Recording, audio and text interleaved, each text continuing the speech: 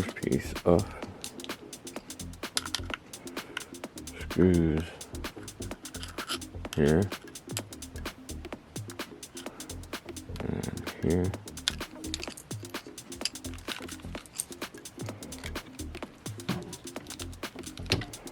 And pop R1 and L1 screws here. And same on the other side. We are starting from disassembled because I did not think about making a video of this until I was most of the way done. Thanks to my son, at least, I didn't completely never think to capture this on camera for the people out there that might want to either unmod a modded controller, if you got one from eBay, or just learn how to take it apart. So, you've got 2 screws in this location here. This location here, 2 screws. And then under R1 L1, 1 screw each in the top. Take those off.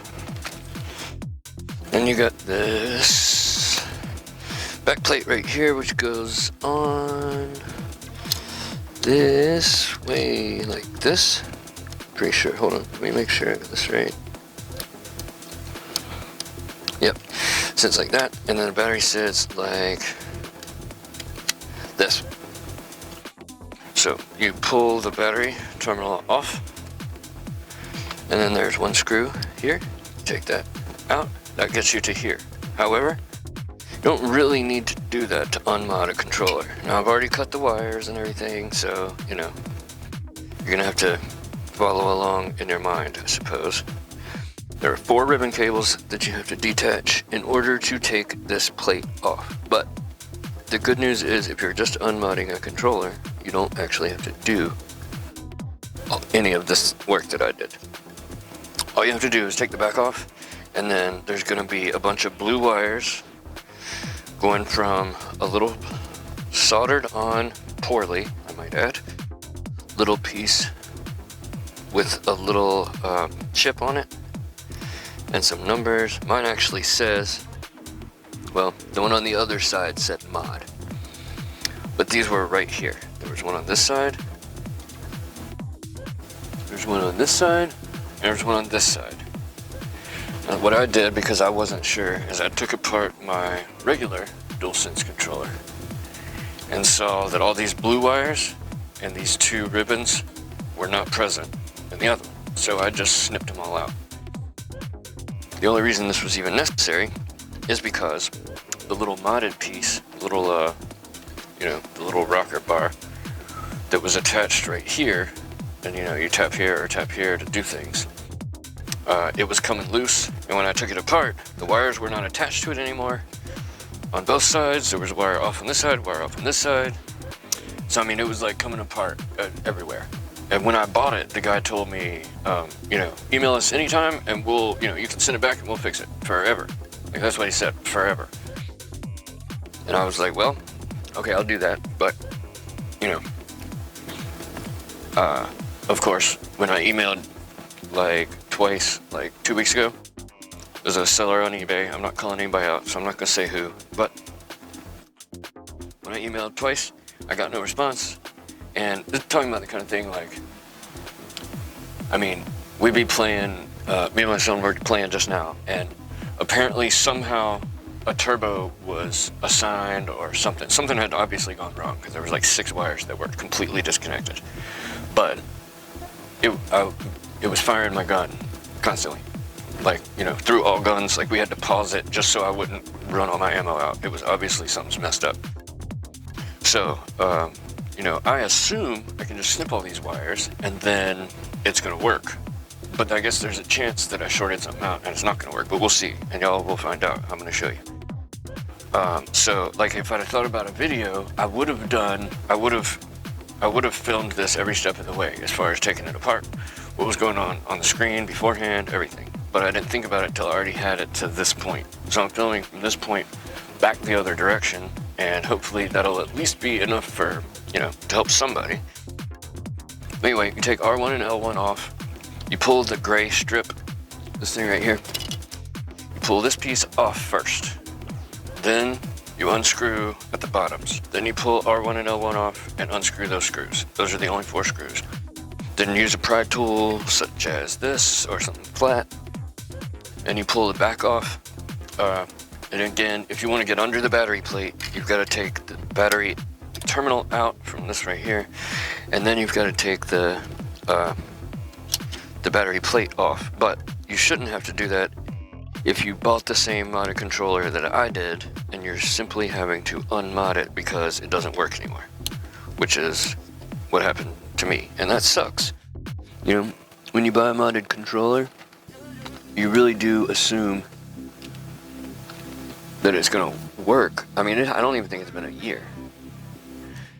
And I mean, if I had thought about it a little more, I would have realized, like, you know, we're talking about extra wires, soldering, of course they're gonna come off, you know, faster than it would if it was just a regular controller.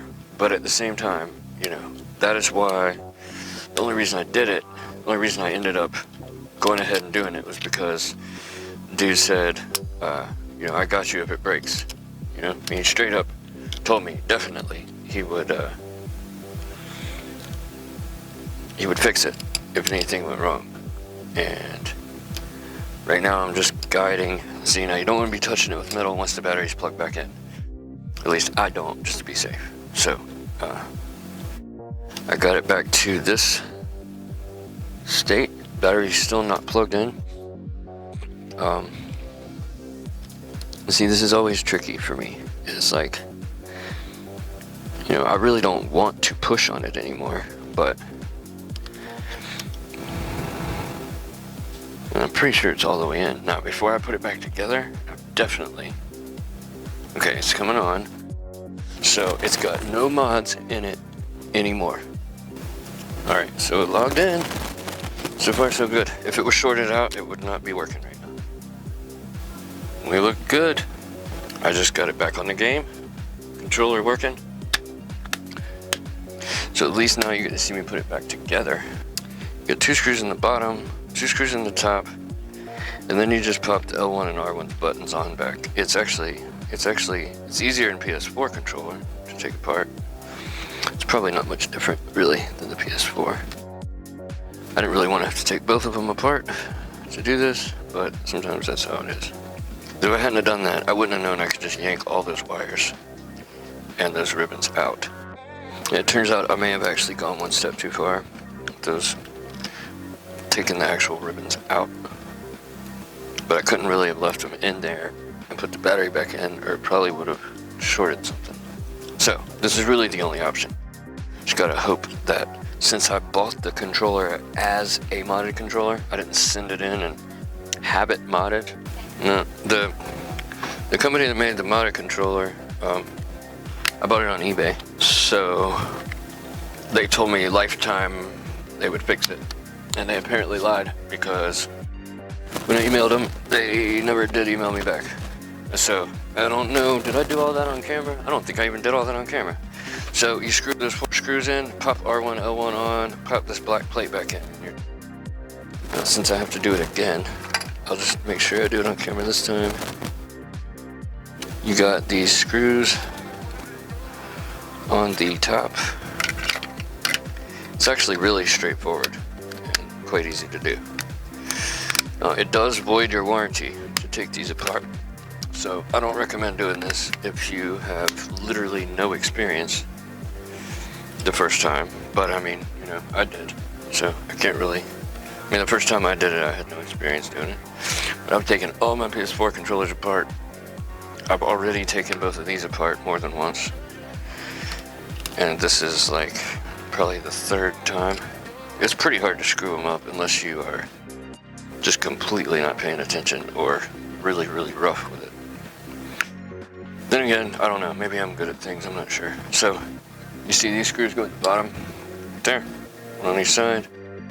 And then you got top ones, and thankfully they're all exactly the same, at least as far as I can tell. So you don't have to really worry about which screws go where. keeping them separated and all that crap. So see where it goes, right there. It's like straight down from the top. And popping R1 and L1 off is not hard by any stretch of the imagination, but it's gonna, got lucky, hit my foot. Never want to drop a screw this little, or it's probably gone. So I don't generally like to work this high over a table, but sometimes, actually, usually, I do. And I don't very often lose screws, it happens. But that's why I've got a bunch of backup screws, little ones. So, there. R1 and L1 go upside down. So you've got L1 and it's just click. You push it in and it just goes in. It's really, you can see the little teeth, how they line up. Maybe I can turn it the right way. Come on, camera, focus.